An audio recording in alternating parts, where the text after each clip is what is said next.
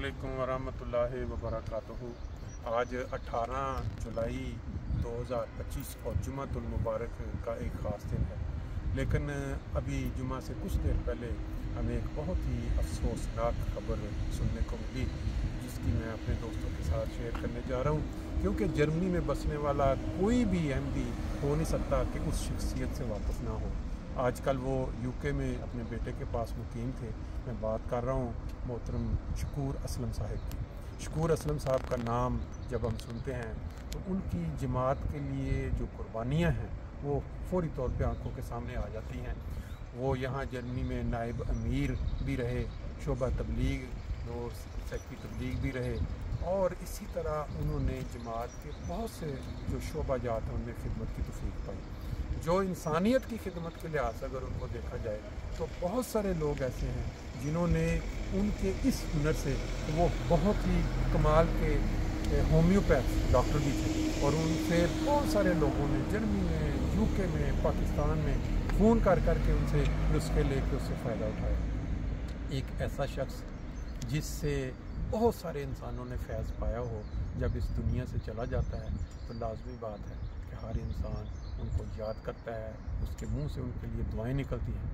आप नहीं जानते कि शकूर असलम साहब किन किन खूबियों के मालिक थे। उन्होंने यहाँ जर्मनी में रहते हुए अपनी ज़िंदगी तबलीग के लिए भी वक़्फ़ कर दी हुई थी। आइसलैंड एक मुल्क है, वहाँ पे जो अहमदियत का पौधा लगा उनके ज़रिए लगा। अल्बानिया में जो मस्जिद बनी उसमें उनका वहाँ वो ड्यूटियाँ देते रहे। वो कोई ऐसा मुल्क जहाँ अहमदी तबलीग के लिए जाते हों और शकूर असलम साहब का नाम उसके साथ ना जुड़ा हो, मेरा ख्याल है मुश्किल होगा। अल्लाह ताला ने उनकी ज़िंदगी में ऐसी बरकत डाली।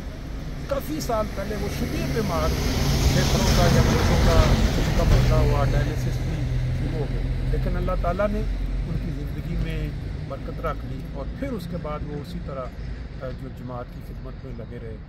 जर्मनी में ये जो मस्जिद आप देख रहे हैं बैतुस्बूह है, यहाँ हम उनकी खिदमात को देखते रहे हैं। यहाँ वो आया करते थे, नमाज भी यहाँ पढ़ा करते थे, और फिर वो तबलीग, शोबा तबलीग में अक्सर उनसे यहाँ मुलाकात होती थी। अब वो कुछ अर्सा से यूके में मुकीम थे। बार बार इत्तला आती रही कि उनकी तबीयत ठीक नहीं है, उनका दिल कमज़ोर हो गया है, फिर वो उसमें कुछ बेहतरी हो जाती थी, घर चले जाते फिर। लेकिन आज जुम्मा से पहले ये खबर आई है कि अल्लाह ताला ने उनको अपने पास बुला लिया है। उनकी ज़िंदगी की तवालत या जो बरकत, बावजूद बार बार बीमारी के, तकरीबन 90 साल के अराउंड उनकी उम्र थी, और उनकी 4 बेटियां और एक बेटा जो यूके में है। अल्लाह ताला उनके दर्जात बुलंद करे, उनके लवाहिकीन को सब्र की तौफीक दे।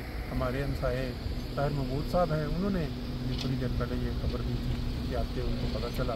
तो अभी जो भी आगे उनकी जो तदफीन और जनाजे की जो इत्तला है, क्योंकि वो यूके में इंशाअल्लाह ताला दोस्तों को बाद में फराहम कर दी जाएगी।